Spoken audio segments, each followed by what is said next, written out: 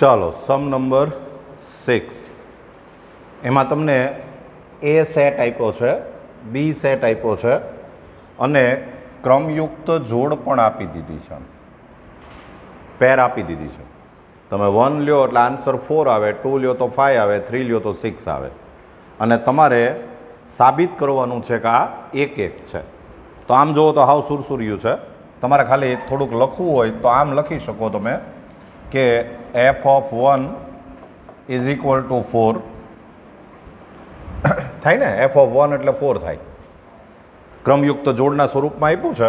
પછી તમે f(2) લ્યો તો આન્સર શું આવે? 5. પછી f(3) લ્યો તો આન્સર આવે 6. તો લેવાનું પાછું આપણે 1, 2, 3 જ છે, એનાથી વધારે કોઈ નંબર નથી લેવાના. તો આ જોઈને ખબર પડી જાય કે આમાં આન્સર છે એ રિપીટ થતો નથી. તો હવે આપણે ખાલી એક વ્યાપક સ્ટેટમેન્ટ લખી નાખવાનું કે પ્રત્યેક x1 x2 belongs to A, x1 does not equal to x2 implies f of x1 does not equal to f of x2. તમે અલગ અલગ ઘટક લ્યો તો અલગ અલગ આન્સર આવે છે. અને આવું થાય છે એનો મતલબ જ એમ થાય કે તેથી f એક એક છે. f is 1 1, f is an 1 1. લ્યો સમથ્યો પૂરું.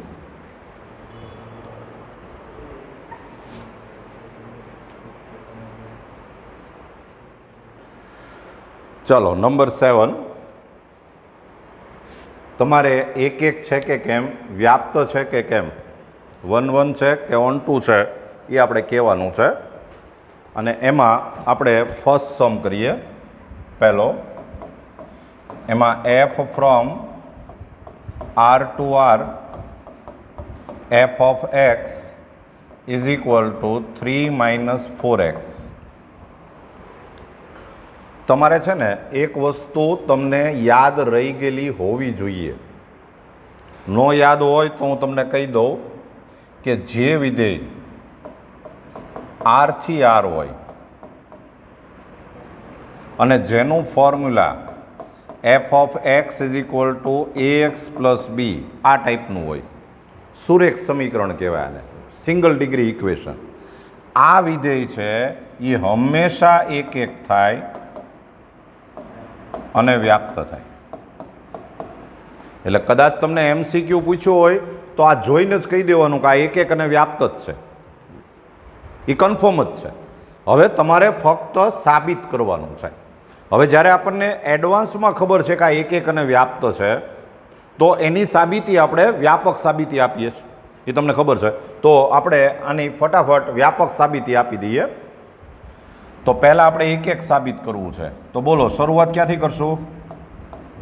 પ્રત્યેક x1 x2 belongs two r f of x1 is equal to f of x2. યાદ છે ને વ્યાપક સાબિતી?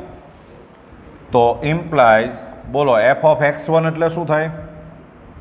3 - 4x1 is equal to 3 - 4x2. તો ઇમ્પ્લાઇઝ આ 3 3 ગયા એટલે -4x1 is equal two -4x2. તો implies x1 is equal to x2. અને આવું સાબિત થઈ જાય એટલે આપણે એમ કહી શકીએ કે તેથી f એક એક છે. f is an on two, અરે 1 1. અને હવે આપણે વ્યાપ્ત છે એમ સાબિત કરવું હોય તો શરૂઆત ક્યાંથી કરાય? યાદ કરો. ધારો કે y belongs to r. Suppose y belongs to r, પછી ચોરી કરવાની f of x is equal two y. તો therefore 3 - 4x is equal to y, and therefore x is equal to y - 3 by -4. એક્સને સૂત્રનો કરતા બનાવો અને આ એક્સ છે એ ક્યાંથી આવે? Belongs to R. અને તો પછી તમને એક સ્ટેટમેન્ટ લખતા આવડતું હોવું જોઈએ કે આપણે આમ કહી શકીએ કે તેથી પ્રત્યેક y બિલોંગ્સ ટુ આર માટે કોઈક x is equal to y-3/-4 belongs to R એવો મળે કે જેથી f ઓફ x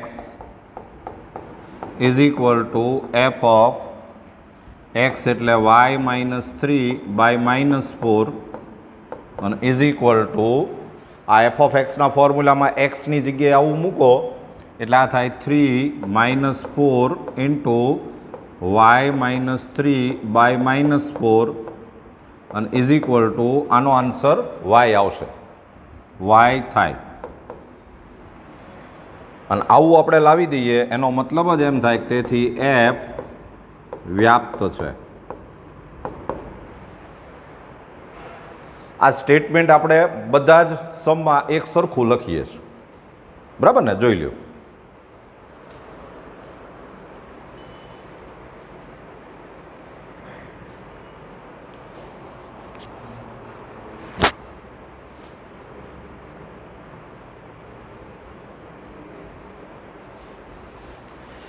હવે આમાં હજી આપણે આ બીજો સમ કરવાનો છે, second sum f from R to R f of x is equal to 1 plus x square. એક પણ નંબર લીધા વગર મને એમ કહો કે આ એક છે કે નહીં? નથી. આપણને ખબર જ છે કે આ એક નથી, તો આપણે સીધું એક એક્ઝામ્પલ જ આપવાનું છે, બરાબર? તો તમે આમાં એફ ઓફ 1 શોધો તો એફ ઓફ 1 એટલે 1 પ્લસ 1 આન્સર આવે 2. પછી એફ ઓફ -1 શોધો તો પણ આન્સર આવે 1 પ્લસ 1 એટલે કે 2. તો હવે તમને આમ લખતા આવડવું જોઈએ કે આ 1 અને -1 એ બંને આપણે આરમાંથી લીધા, પછી બંને ઘટકો અલગ અલગ છે. 1 does not equal to -1 implies f of 1 is equal to f of -1. પણ બેયના આન્સર કેવા આવે છે? સરખા આવે છે. અને એનો મતલબ જ એમ થાય કે તેથી એફ 1 નથી. એફ ઇઝ નોટ n11 અથવા તો મેની વન, બરાબર? અનેક એક છે. બીજું વ્યાપ્ત છે કે કેમ, તો એના માટે આપણે આનો વિસ્તાર શોધવો પડે. અને આનો વિસ્તાર શોધવા માટે એક વ્યાપક મેથડ છે, જરા બરાબર ધ્યાન આપજો. મને એમ કહો આ એક્સ આપણે ક્યાંથી લેવાનો હોય? આરમાંથી. એટલે આપણે અહીંથી શરૂ કરીએ કે એક્સ બિલોંગ્સ ટુ આર હોય. તો તમે મને કહી શકો કે એક્સ સ્ક્વેર છે એ કેવો આવે? ધન જ આવે અને કા 0 આવે. એટલે હું આમ કહી શકું કે x square greater than or equal to 0. સાચું? પછી આમાં આપણે બંને બાજુ 1 એડ કરીએ એટલે 1 plus x square greater than or equal to 1. બે બાજુ 1 એડ કર્યો. આ 1 પ્લસ એક્સ સ્ક્વેર એટલે એફ ઓફ એક્સ છે, એટલે F of x greater than or equal to 1. તમને ખબર પડી કે મેં આ હું સાબિત કર્યું કે એફ ઓફ એક્સનો આન્સર હંમેશા 1 અથવા 1 કરતાં વધારે જ આવશે. આવું મેં સાબિત કર્યું. અને આન્સર કેવો આવશે એને જ વિસ્તાર કહેવાય. એટલે આની ઉપરથી મેં વિસ્તાર શોધી નાખ્યો. R f is equal to આનો વિસ્તાર આમ લખાય કે 1 ટુ ઇન્ફિનિટિવ, 1 અથવા 1 થી વધારે. અને મને કહો કે આ વિસ્તાર અને આ સહપ્રદેશ બે સરખા કહેવાય કે ન કહેવાય? ન કહેવાય. એટલે does not equal to R. આ આર નથી, કારણ કે આમાં 1 કરતાં નાની સંખ્યા બધી રહી ગઈ, બરાબર? અને એનો મતલબ જ એમ થાય કે તેથી એફ અવ્યાપ્ત છે. F is not n on 2. લ્યો આ આપણે સાબિત કરી નાખ્યું.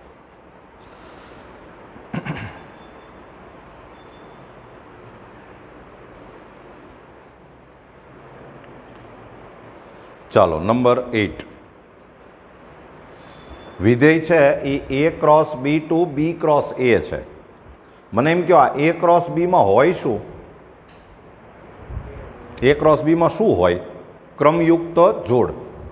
એમાં કોઈ છૂટાછવાયા નંબર ન હોય, 5 કે 6 કે એમ ન હોય, 1 2 3 4 એવું હોય, ક્રમયુક્ત જોડ હોય. અને એટલા માટે જ ફોર્મ્યુલા આમ આપ્યું જો F of AB is equal two BA.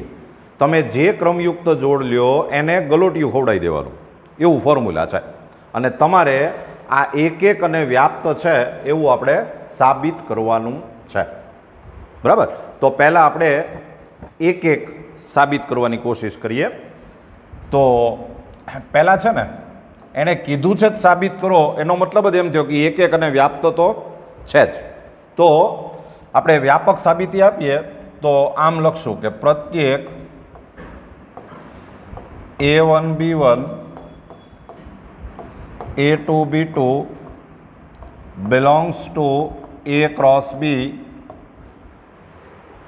બે ઘટક લેવાના, પણ આમાં બે ઘટક છે બે ક્રમયુક્ત જોડ લેવી પડે, બે ક્રમયુક્ત જોડ લેવી પડે. અને આપણે અહીંથી શરૂ કરશું કે F of A1 B1 is equal to f of A2 B2. અહીંથી આપણે શરૂ કર્યું. આપણે સાબિત શું કરી દેવાનું? A1 B1 is equal two A2 B2 એવું આપણે લાવી દેવાનું. બરાબર? તો ઇમ્પ્લાઇઝ, ચાલો આ એફ ઓફ A1 B1 ને આ ફોર્મ્યુલા લગાવવો જોઈએ. શું આન્સર આવે? B1 A1. બરાબર? એટલે આનો આન્સર આવશે B1 A1. આનો આન્સર આવશે B2 A2.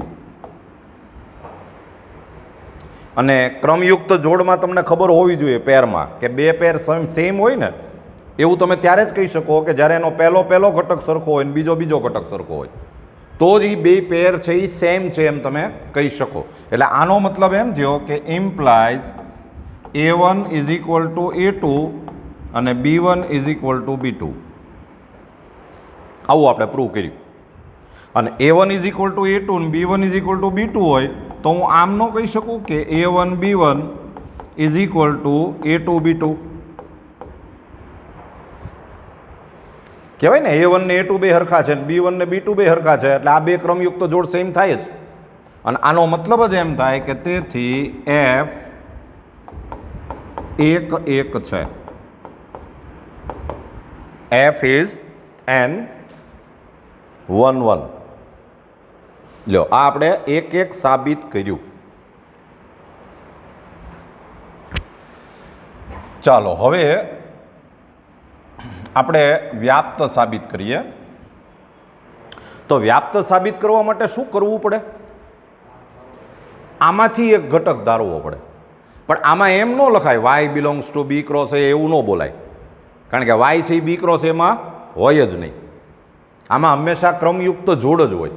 એટલે આપણે શરૂઆત આમ કરશું કે ધારો કે yx belongs to B cross A. પછી આપણે એક ઘટક એવો શોધવાનો છે કે જેનો આન્સર yx આવતો હોય. એટલે હું આમ લખીશ કે આપણે એક ચોરી કરવી પડશે કે f of AB is equal two yx. તો f ઓફ AB ને ફોર્મ્યુલા લગાવો તો શું થાય? BA is equal two yx. અને તો પછી આપણે આમ કહી શકીએ કે A is equal to x અને B is equal two y. આવું કહેવાય. આ આપણને એક રિઝલ્ટ મળ્યું. એટલે આનો મતલબ એમ થયો કે આ AB is equal two XY આવ્યું. AB is equal two XY આવ્યું. અને આ XY છે એ બિલોંગ્સ ટુ ક્યાં હોવું જોઈએ? A cross B. અને તો તમે સમજી શકો છો કે yx belongs two B cross A હોય તો XY belongs to A cross B થાય. તો હવે તમને વાક્ય લખતા આવડવું જોઈએ છે. જો પ્રત્યેક yx belongs to B cross A માટે કોઈક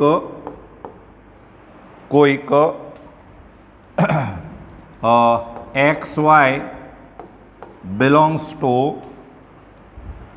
એ ક્રોસ બી એવો મળે કે જેથી f of x y is equal to y x થાય. F of x y is equal to y x થાય. અને આનો મતલબ જ એમ થાય કે તેથી એફ વ્યાપ્ત છે. F is an on two. જોઈ લો બરાબર.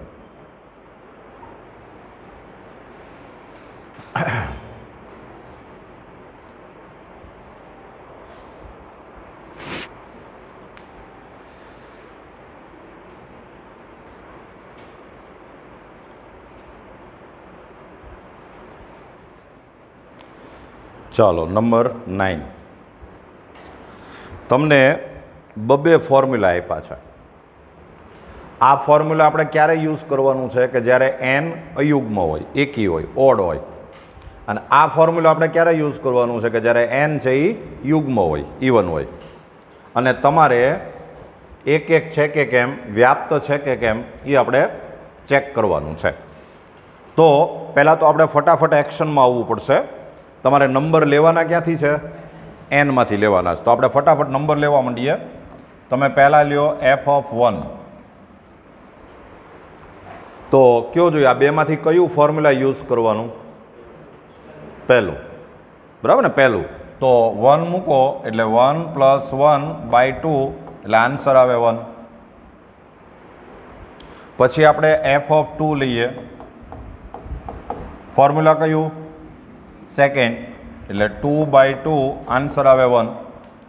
એક વસ્તુ તો પાકી થઈ ગઈ કે આ વિધેય એક એક નથી, આન્સર રિપીટ થઈ ગયો. પણ હજી આપણે વધારે સંખ્યા એટલા માટે લઈએ છીએ કે આપણે આનો વિસ્તાર શોધવો છે, બરાબર? એટલે હજી થોડીક વધારે સંખ્યા લઈએ. તો એફ ઓફ 3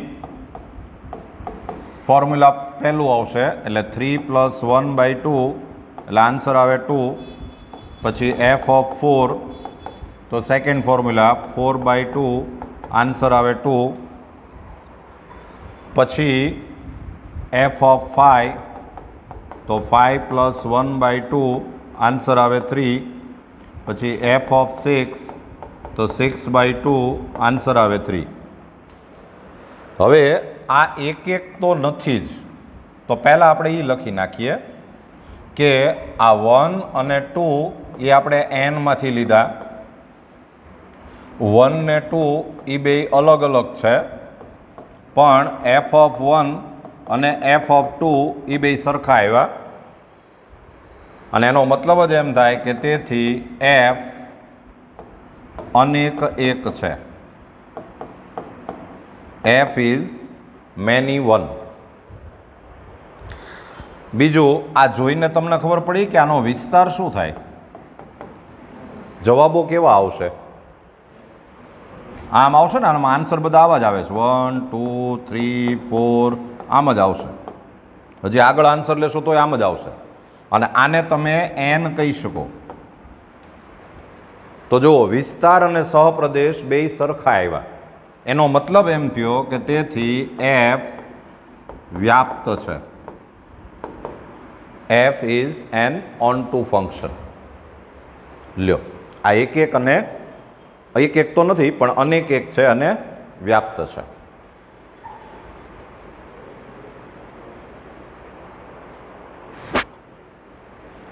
ચાલો નંબર 10. તમને આમ વિધેય આપ્યું છે કે f from A to B f of x is equal to x - 2 upon x - 3. છેલ્લે સમરી લખાવીશ ત્યારે બધું લખાવીશ તો ખરો જ, પણ અત્યારે એક વચ્ચે થોડુંક યાદ રાખી લ્યો. જો તમને આટલી એક ખબર હોવી જોઈએ કે જે વિધેયનું ફોર્મ્યુલા આ ટાઈપનું હોય ને ax પ્લસ બી અપન cx પ્લસ ડી, આ ટાઈપનું જેનું ફોર્મ્યુલા હોય, ઉપરે સુરેખ સમીકરણ, નીચે સુરેખ સમીકરણ, તો એક વસ્તુ યાદ રાખો, આનો વિસ્તાર રેન્જ RF એ હંમેશા આમ જ આવે કે R માઇનસ A અપન C. આ સહગુણક છેદમાં આ સહગુણક, એ આન્સર કોઈ દી ન આવે, ક્યારેય ન આવે. આ એક બહુ મજાનું રિઝલ્ટ છે. એટલે દાખલા તરીકે તમે, હું માનો કે એક તમને આવું ફોર્મ્યુલા આપું કે f of x is equal two 2x plus 3 અપન 3x plus 2, તો તમને એક ખબર હોવી જોઈએ કે આનો આન્સર 2/3 કોઈ દિવસ નહીં આવે, આવે જ નહીં. આ તમને રિઝલ્ટ યાદ હશે તો તમને ખબર પડશે, બાકી આમ નહીં ખબર પડે. જો આપણે ઊંધો રસ્તો અપનાવીએ, માનો કે આપણે એમ કહીએ કે f of x is equal two આપણે 2/3 લાવવું છે, આપણે ઊંધું વિચારીએ તો આમ થવું જોઈએ ને કે therefore 2x plus 3 અપન 3x plus 2 is equal two 2/3. Cross multiplication કરો એટલે 6x plus 9 is equal two 6x plus 4. તો આ 6x કેન્સલ થયા એટલે 9 ઇઝ ઇક્વલ ટુ 4 આમ આવ્યું. અને તમને ખબર છે કે આવું આપણે ઇન્ડિયામાં ન થાય. એટલે આનો મતલબ જ એમ થયો કે f of x is equal two 2/3 answer ક્યારેય નહીં આવે. એટલે આનો વિસ્તાર છે એ R માઇનસ A અપન C એવું થાય. આ તમારે ક્યાંક નોંધ કરી અને લખવું હોય તો લખી લેજો. છેલ્લે તો હું લખાવવાનો જ છું, બધી સમરી તો લખાવીશ જ કે આમાં યાદ રાખવા જેવું શું શું છે.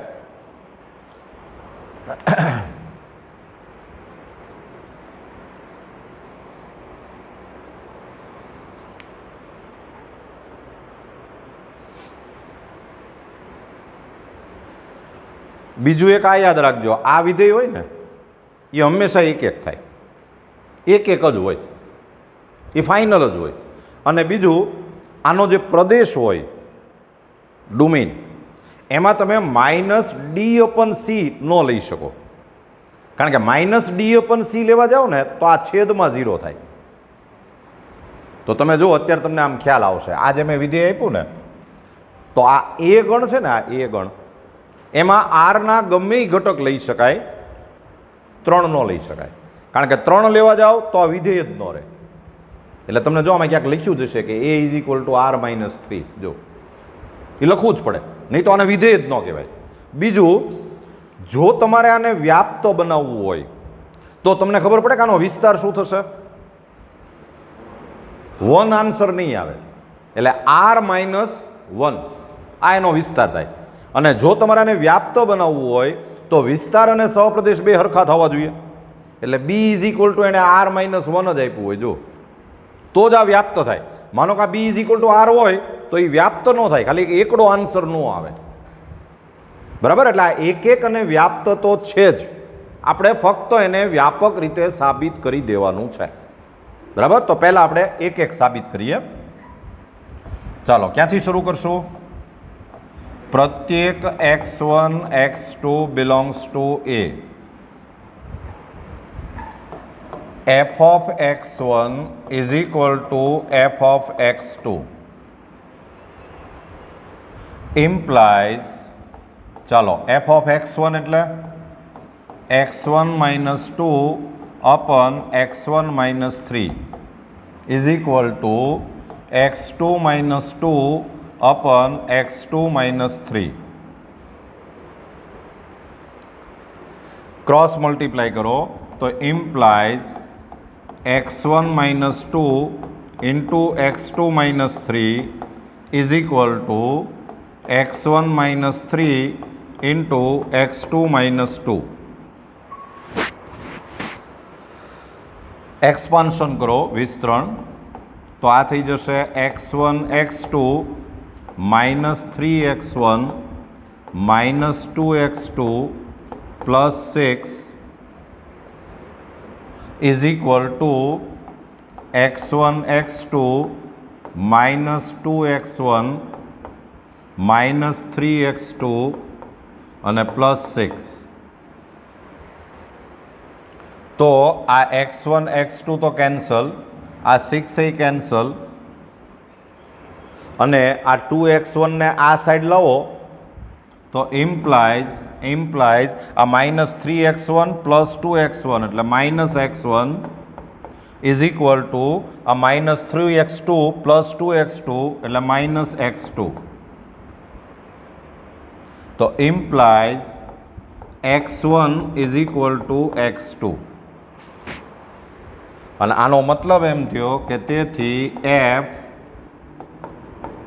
1 1 છે. f is an 1 1. લ્યો આ આપણે 1 1 છે એવું સાબિત કરી દીધું. હજી આપણે વ્યાપ્ત છે એવું સાબિત કરવાનું છે. ચલો, વ્યાપ્ત સાબિત કરવા માટે આપણે શરૂઆત અહીંથી કરવી પડશે કે લખો, ધારો કે y બિલોંગ્સ ટુ b, અહીંથી શરૂ કરો. પછી ચોરી કરવી પડે કે f of x is equal two y. તો ધેરફોર f ઓફ x એટલે x minus 2 અપન x minus 3 is equal two y. તમને ખબર હોવી જોઈએ કે હવે અહીંથી આપણે એક્સને સૂત્રનો કરતા બનાવવાનો છે. યાદ છે ને, બધા સમમાં આપણે એક સરખું જ કરીએ છીએ. આને આમ લઈ આવો તો આ થઈ જાય x minus 2 is equal to x y minus 3y.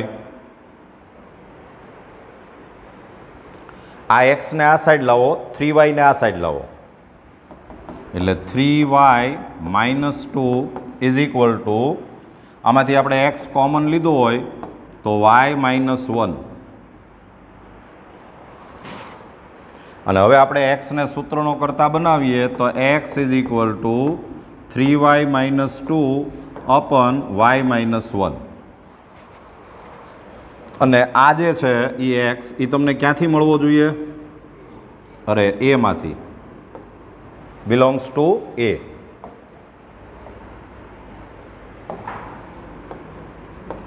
પણ આને તમે બિલોંગ્સ ટુ એ ત્યારે જ કહી શકો કે એમાં તમે y ઇઝ ઇક્વલ ટુ 1 નો લઈ શકતા હોવા જોઈએ. તો y આપણે લીધો ક્યાંથી?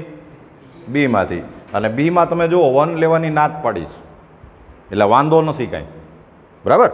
તો હવે તમારે પેલું સ્ટેટમેન્ટ લખવાનું છે. લખો કે પ્રત્યેક y બિલોંગ્સ ટુ બી માટે કોઈક x is equal to 3y minus 2 upon y minus 1 belongs to A એવો મળે કે જેથી f of x is equal to f of 3y minus 2 upon y minus 1 એવો મળે કે જેથી f of x is equal to f of 3y minus 2 upon y minus 1. અને એમાં એક્સની જગ્યાએ વેલ્યુ મૂકો તો આમ થશે કે 3y minus 2 upon y minus 1 minus 2 અપન 3y minus 2 upon y minus 1 minus 3. એક્સની જગ્યાએ વેલ્યુ મૂકવી પડે ને. અને તમને ખબર જ છે કે આનો આન્સર y જ આવે, કારણ કે આપણે આમ ચોરી કરીને તો આગળ વધ્યા છે. બરાબર? એટલે તમે જો આમાં લસાને એવું લેશો તો 3y minus 2 minus 2y plus 2 અપન 3y minus 2 minus 3y plus 3. તો ઉપર જો આ 2 2 કેન્સલ થયા, આ નીચે 3y કેન્સલ થયા, આ 1 થયું, અને જો આ y આવી ગયું. અને y આવી ગયું એનો મતલબ જ એમ થયો કે તેથી f વ્યાપ્ત છે. f is an on two function.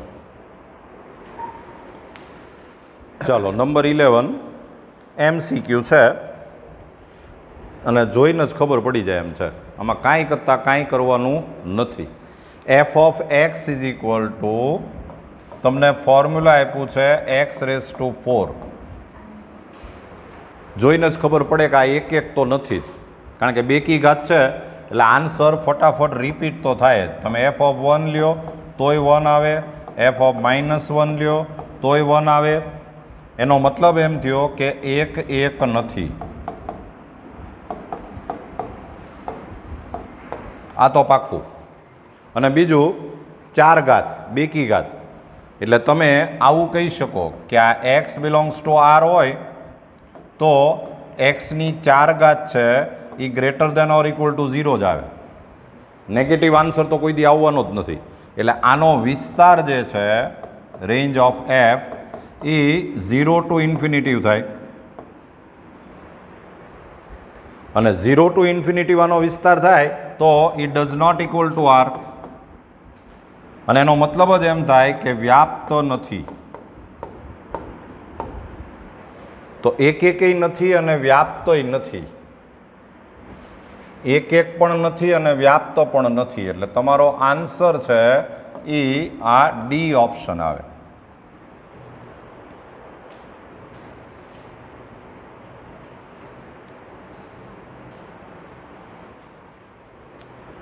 Number 12 એમાં વિધેય આમ આપ્યું છે કે f from R to R f of x is equal to 3x. આપણે ગોખેલું જ છે આ કે આ સુરેખ સમીકરણ આવે એટલે એ વિધેય એક એક અને વ્યાપ્ત જ હોય. એટલે આ વિધેય એક એક છે, એક એક છે અને વ્યાપ્ત પણ છે. એટલે તમારો આન્સર છે એ ઓપ્શન એ આવશે.